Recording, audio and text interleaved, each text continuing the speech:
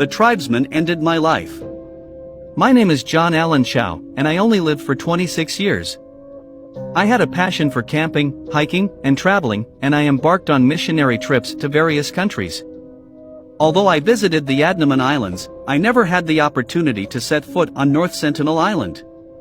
Outsiders are strictly prohibited from approaching this island due to the risks involved. The tribesmen have no immunity to common illnesses, such as the flu and measles, so any contact could be dangerous for them. They are extremely hostile and do not allow anyone to enter their territory. I believe that this island was the last stronghold of Satan on earth, and I wanted to convert its inhabitants to Christianity. To prepare for this mission, I underwent vaccinations, quarantine, and received medical and linguistic training. I hired fishermen to take me as close to the island as possible. They dropped me off 500 to 700 meters from the shore and warned me not to go any further. However, I disregarded their advice and paddled the rest of the way. On November 15th, during my first attempt, I carried a waterproof Bible and tried to offer gifts. Unfortunately, I faced hostile responses and had to retreat. During my second attempt, I sang worship songs to them and attempted to communicate in their language. When I approached with fish and gifts, a boy shot a metal-headed arrow that pierced the Bible I was holding in front of my chest. On November 17th, my third and final attempt, I entrusted my diary to the fishermen and instructed them to leave. Later, the fishermen witnessed the islanders dragging my lifeless body, and the following day, they found my body washed ashore. The fishermen handed my diary to my family before being arrested. Despite this tragedy, my family has chosen to forgive the tribesmen after reading my diary, where I expressed that the eternal lives of this tribe were within reach. I urged them not to harbor anger if I were to be killed and requested that my body not be retrieved. However, my father holds the missionaries accountable for my unwavering devotion to Christianity, which ultimately led to my demise.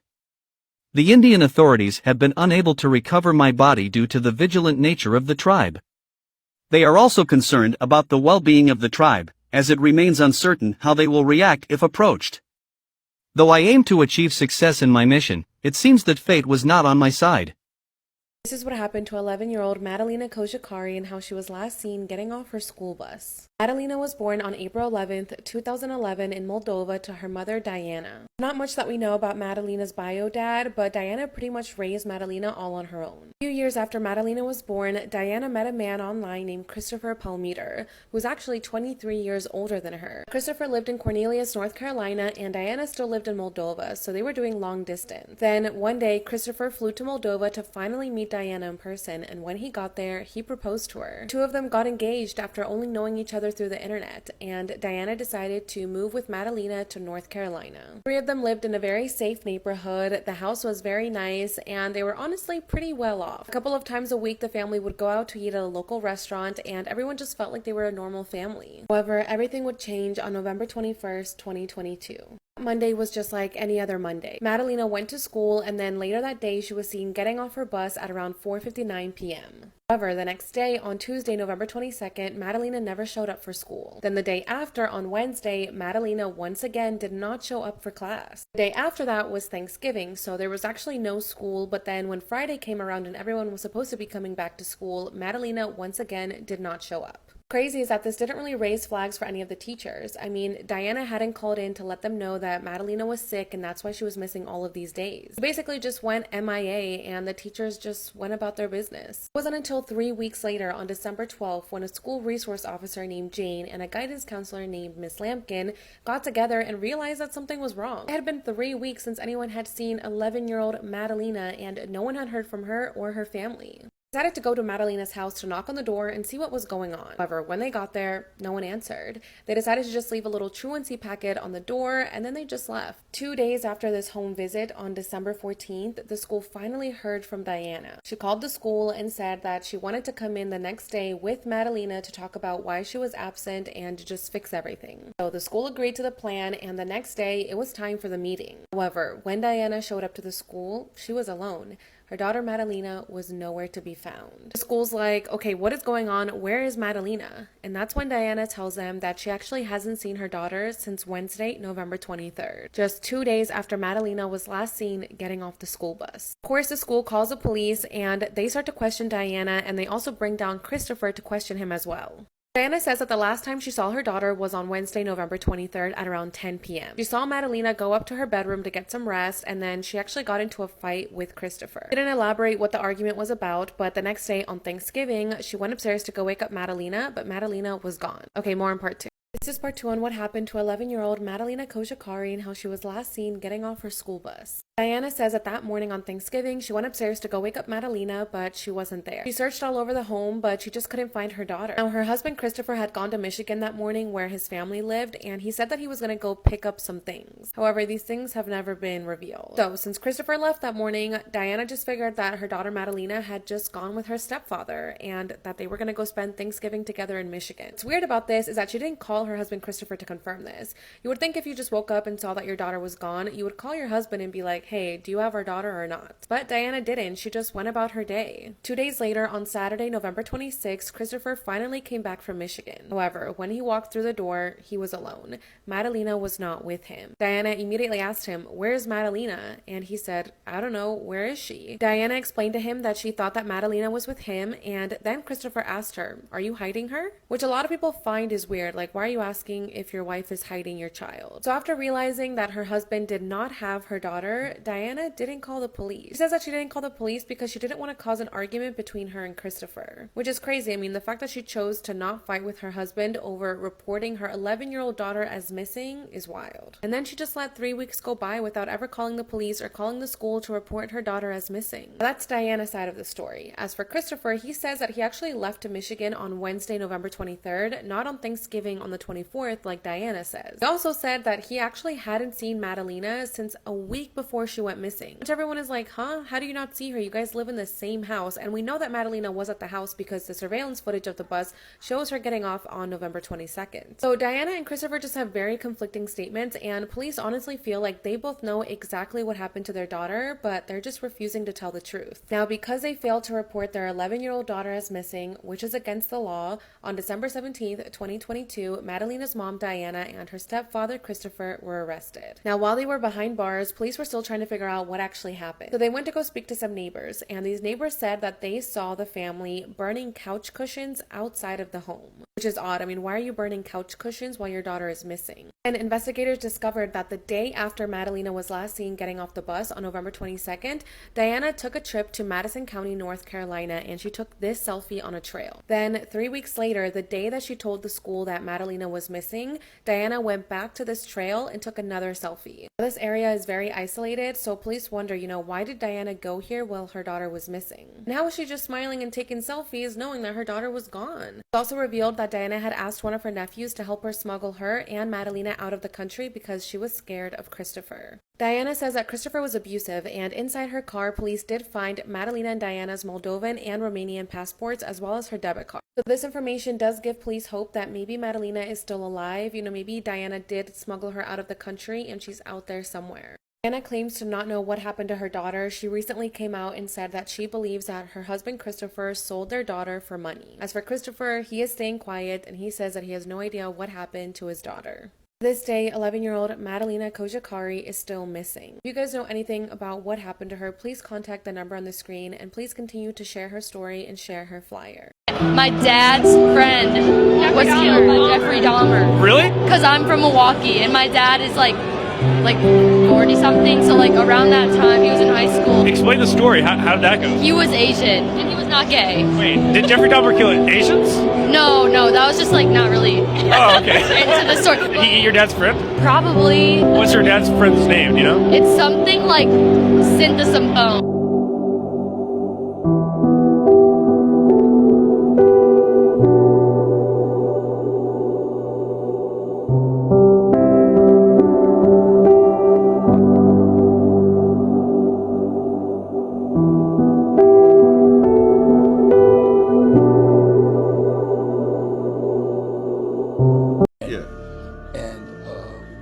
The person in charge of that movie made a lot of mistakes. American Me. Yeah. Edward James Olmos. Yeah, a lot of them. Do you know him? He'll admit it. What, do you know him? Oh yeah, yeah. He, Okay. I saved his life. Really. He won't admit that either. Well, okay. So from what I understand, that story was based on the head of the Mexican mafia, right? And from what I heard, the big problem in that movie was that he showed that guy getting raped. That was one of them. In juvenile hall, and that's considered the biggest no-no. Right. And then he lied about getting permission to do it. Aha. He said he went up to talk to Joe Morgan, and Joe Morgan is the guy? Yeah, Joe Morgan told me no, he didn't. He told me on the phone. No, he didn't. So you know the head of the Mexican mafia? I knew him. He passed away. He passed away. I think the last 3 or 4 leaders of the Mexican mafia have died of cancer. Huh. Okay. And from what I understand, some of the people featured in that movie, like I think, like, A lot of got killed There was- because of them being in that movie. 4 out here, and about, I think 6 in prison. 6 people got killed over American Me, Yeah, probably about just being 8. part of it. Yeah. When the craziest con man in history sold the Eiffel Tower twice, then fled to America, he set out to rob the notorious gangster Al Capone. When he was still just a bright young student, he developed an unhealthy obsession with gambling, and dropping out of school, became a master of pickpocketing, panhandling, and petty fraud to support his vice. But when the Paris papers published news that the Eiffel Tower was wildly unpopular with the French people, he concocted a scheme to elevate his game to the next level. Forging government documents and gathering every scrap metal dealer in the city, he told them of a confidential plan to demolish the hated building, and offered to sell the tower's iron to the highest bidder. Picking the most gullible of the bunch, he told him he'd nearly won the bid, but just to sweeten the pot, had to fork over an additional bribe of 20%. And so, parting with nearly $5 million in today's money, the poor sap received a contract worth absolutely nothing. Running away with his ill-gotten gains to Australia, the devious thief laid low and waited for the inevitable news to break. But when he realized his mark had been too embarrassed to even report him to the police, he came back to France and repeated the entire scheme once again. Yet when the new dealer wisened up to his ways and called the authorities, he was forced to make a hasty escape to America, and quickly established a new con on a new continent. When he was thrown into jail in Texas for a petty scam, he tricked the sheriff into granting him his freedom in exchange for a money printing machine that was actually just a fancy box stuffed with a few loose bills. When the crooked cop found out and chased him down to Chicago, the con man simply slipped a few fake dollars into the back of the box and convinced him he'd been operating the machine all wrong. And when the officer later went to spend his new money, he was promptly arrested as a counterfeit. While in Chicago, he talked Al Capone into loaning him a massive sum for a fictional business. But instead of spending any of the money, he locked it all away in a safe and did nothing. When 2 months later he returned to Capone with the cash and told him his plans had fallen through, the gangster was massively impressed by his honesty, and as the con man expected, gave him part of the money back for his troubles. But before he could be uncovered by Capone, he was turned into the authorities by his longtime mistress, behind whose back he'd been having frequent affairs. And when the police found a key on him that opened a locker in the Times Square subway station containing an enormous amount of counterfeit cash, they realized he'd been at the head of a massive money printing operation worth $1.5 million a month in today's money. And despite escaping down the side of a building with some improvised rope the day before his trial, he was recaptured 3 weeks later and spent the rest of his life in Alcatraz prison. When you're the craziest con man to ever cross 2 continents, they don't just call you the man who sold the Eiffel Tower twice. They call you Victor Lustig.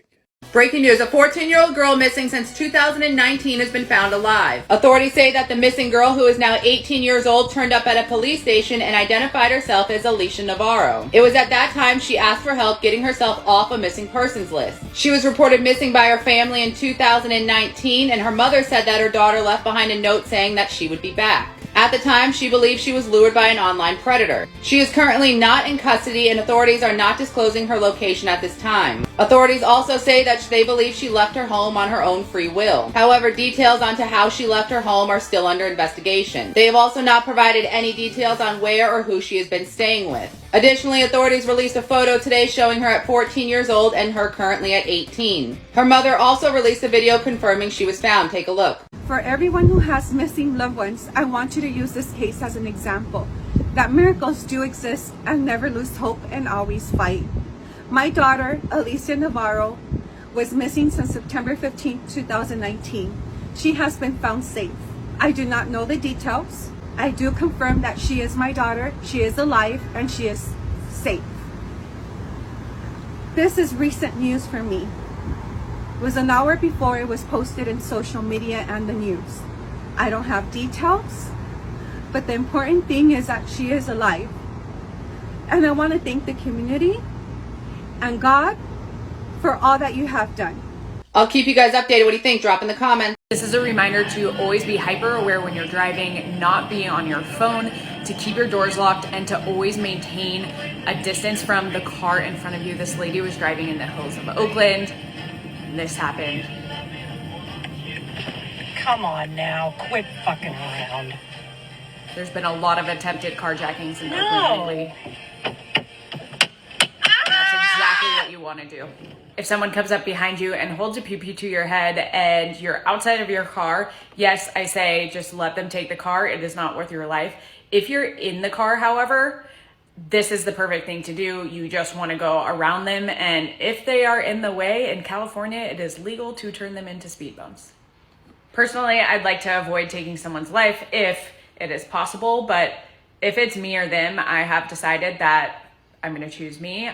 We don't have very much control over how we react in certain situations, but I think that playing these scenarios out in your mind and deciding how far you're willing to go beforehand can help you in the decision making in the moment. Ladies, this is scary as Now there's this new little method going around of how men pretending to be a cop kidnapping and trafficking women who's driving late at night. Well, what happened was if you driving late at night and you get stopped, more than likely it's an undercover cop.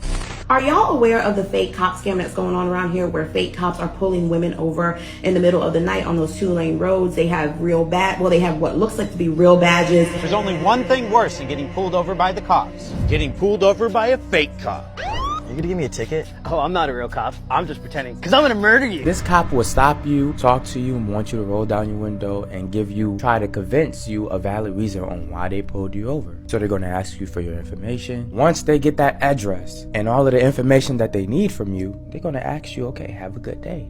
When you give a cop your information, like when a cop pulls you over and you give them your information, you give them everything. Your driver's license, your registration, you give them everything with all of your information on it. They're not even going to give you a ticket. This is just a warning, ma'am, and all of this blase, then this is when everything proceeds to happen once they have your information. You may end up going missing depending on how vulnerable and easy you are. It's crazy. Dark world right now, I know. These are the states that this is happening in. South Carolina, Miami, Utah, Pennsylvania, New York, North Carolina, Texas, and a couple of more other states. I just haven't seen all of the names yet, but just be aware that this can happen anywhere. But y'all know that I got you. Now let's just say you're a female and it's nighttime and you get pulled over and you may think of this video in your head, but you don't know if it's a real cop. Well, here's what you can do.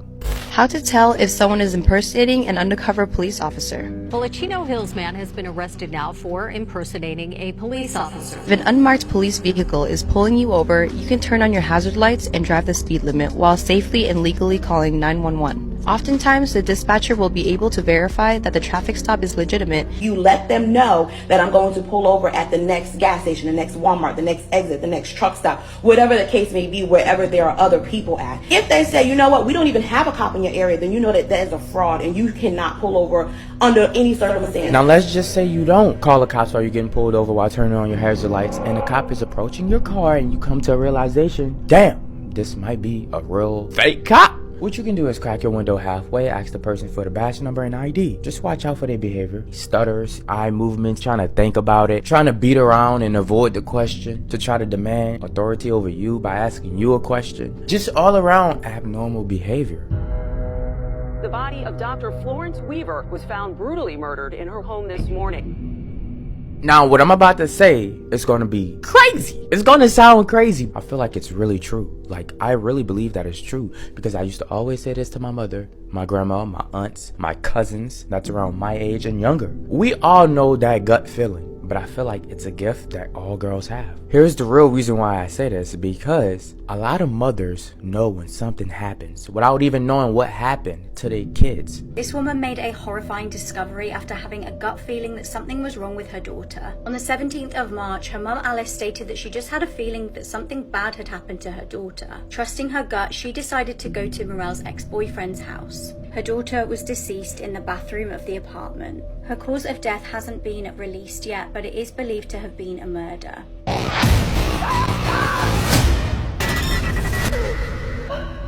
Or if you do something bad, you just know that your mom gonna know because she just have that feeling. I don't know how to explain it. I don't know how to describe it. Maybe I'm just crazy, losing my mind. But that gut feeling, I feel like girls have that talent. So you're gonna know when you feel uncomfortable, and you're gonna know what you have to do. Call the cops. Don't unlock the door. Don't get out the car. Just wait for another officer to come when you call the cops. This boy just showed up on his mom's doorstep 15 years after he went missing. This is one of the most twisted and strange disappearance cases you will probably ever hear. Hi Meg, I talk about true crime. Let's get into the case of Johnny Gosch. March 1997 at 2 a.m., Noreen Gosch hears a knock at her front door. Noreen had not slept properly since '82 when her son went missing at 12 years old, but that hope always remained that he would return, and so she answered. She opened the door, and standing in front of her was two men in their late 20s. The moment she made eye contact with one of the men, she knew this was her missing son, Johnny. She sat down with the two boys inside, and the dynamic was really strange. The boy claimed to be Johnny, but every time he went to answer a question, he would turn to the man with him as if asking for his permission to speak. They had a short discussion, and then Johnny told Noreen to never speak of that moment to anyone, claiming that if anyone found out that he visited his mother, he could be in danger. To better understand this story, we have to return to the day Johnny went missing, September 1982, on a Sunday morning. 12-year-old Johnny lived in a happy family, and he was a paper boy. And he would usually do the rounds with his dad at around 5:45 every single morning. But this morning, he decided that he wanted to have a little bit more independence, so he just went with the dog. As he started his paper route, he had no idea that in the coming weeks, he would be the cover of all those papers. Because later that morning, Johnny was taken. A woman who received the newspaper usually called Johnny's father, claiming that she never received her newspaper. Johnny's father immediately set off looking for him, and instead of finding Johnny, he found his wagon that was still full of newspaper, and rubber bands were scattered on the ground. Weirdly enough, Johnny's father actually finished the paper round. I don't really know why, but he did. He took the wagon and he finished delivering all the papers. You're probably wondering, where was the dog? The dog actually found its way home on its own. That's when it kind of hit Noreen, and she decided to call the police. I forgot to mention this takes place in Iowa, and back in the 80s, you could not report someone missing until 72 hours unseen. Now we know that if a child isn't found in the first 24 hours, the chances of them actually being alive drop drastically. A man called Rossi was one of the last people to see Johnny alive. He claimed to have seen 12-year-old Johnny talking to a man in his car. And when he asked Johnny, what was that man talking to you about? Johnny was like, oh, he just wanted some directions. And as Johnny walked away from this unknown man's car, the man in the car flashed his overhead light 3 times as if it was some sort of signal. And then the guy drove off, so that could have been the kidnapper. 2 paper boys also came forward saying that a man seemed to have been following Johnny. Once again, there wasn't really a good description of the man. It was very generic. His mother, Noreen, watched as so much time went by and nothing was being done. The police didn't seem to really care about this case, and so she decided to hire some private investigators instead. Real quick, I got hundreds of messages from you guys saying that you got this and you really enjoyed this blush, and just letting you know, it's back on for £5, so if you click that link, you can buy it there. It's seriously amazing. 2 years after Johnny went missing, another paper boy actually went missing as well. And when I say the circumstances were identical, they were identical. He was seen talking to a strange man, and then he vanished without trace. And as well, it was in the exact same area where Johnny had been taken. Weirdly enough, one of the private investigators actually guessed that this would happen. 2 years after that, yet another 13-year-old boy goes missing, same circumstances, but he was not a paper boy. And unfortunately, this is the only time that it started really being seen as a serious thing, but people really took advantage of the Gosch family. People would get in contact with Noreen claiming to have her son, and they would ask for money and things like that. And she was so desperate, as you would be, it's her son, and she would send the money, and they wouldn't have her son, and it was a scam. It's honestly just vile that people do that, take advantage of a grieving family who have just lost their child. An inmate in a prison claimed to have helped the kidnapper kidnapped Johnny. This inmate's name was Paul, and he had a lot of information that he couldn't have possibly known. He claimed that he was taken into trafficking himself and then made to abduct Johnny, which is actually a very common occurrence in trafficking. Trafficking victims become traffickers. Well, because they have to. They're molded to become that. The information that he couldn't have possibly known were like a birthmark on Johnny's tongue that was not public information. He also talked about like certain mannerisms that Johnny had. Once again, something that was not public information. And Noreen, Johnny's mother, was convinced like this guy knows what he's talking about. But the police once again were like, nah, this guy's just lying. He has nothing to do with it. And because they didn't really follow up on anything, the case basically went completely cold. Like there was never any trails to follow or anything. Trafficking back in the 80s was not seen as something that was like real. Like people heard about it, but back then it was more of like a conspiracy than fact. There were a few strange sightings that were nearly confirmed to be Johnny between it going cold and him showing up on the doorstep. But nothing really came of those either because honestly, the police work seems pretty shit in this whole case. So yeah, fast forward to 1997 when Johnny shows up at Noreen's doorstep. Because he told her not to say anything, she actually stayed quiet for 2 years. She didn't tell a soul about this encounter. She also never saw him again. When Noreen finally broke her silence on what happened in 1997, Johnny's father, who was now her ex-husband, didn't really believe her. He thought that it was another one of those scams because they had really been screwed with people scamming them for money. Once again, who does that? But she had mother's intuition. She thought she knew that it was her son, but we will never know whether or not that was actually Johnny. We also don't know still where he is, what happened to him, anything, if he's even alive. Now, remember that inmate, Paul, that I spoke to you about, that said he claimed he knew what happened to Johnny? Because of him, a trial started in 1999 because he was trying to file a civil lawsuit against a man named Lawrence King. He was part of the Omaha Franklin Credit Union, and according to Paul, he forced Paul and other boys into sex trafficking when they were underage, so child trafficking.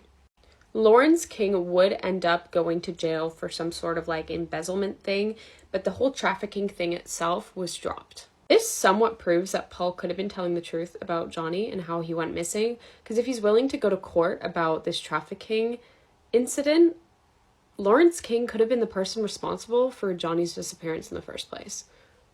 But it was dropped, he was never taken seriously.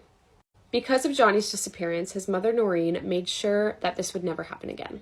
She helped create and pass the Johnny Gosch Bill, which makes it so police have to investigate missing children right away and not wait a stupid 72 hours first. She also helped establish the National Center for Missing and Exploited Children. There's one last twist to this story, and it came 10 years after she last saw Johnny on her doorstep. September of 2006, Noreen walked onto her front porch to find a stack of photographs. In one of the photographs, there was a boy wearing the same outfit Johnny was wearing when he went missing. Alongside this boy, who looked very similar to Johnny, there were other boys in restraints. When she took this to police, they said that it wasn't Johnny, and they could prove it. They were able to identify some of the boys in the picture, but they were never ever able to identify the boy that Noreen believed to be Johnny. But they told her, it's just a trick. It's another one of them tricks that someone's trying to pull on you. It's not Johnny. You're being dumb. But she believed it to be Johnny. To this day, Noreen has no idea what came of her son, if he's still alive, or what's happened to him. But I'm sure that she's still hopeful that one day she will see her son again. This case is so twisted and messed up, and I don't really have anything to say. I hope that one day this can get resolved, but it's just so, I don't know, everything just seems shady. But that's everything for today's video. I hope that you found the story interesting, and let me know what case you want me to cover next. I'll see you in the next one. Bye. Easy, but don't do it. There's no ignoring that. What I put together, I thread the needle. It's so intact. People in my hometown wonder, hey,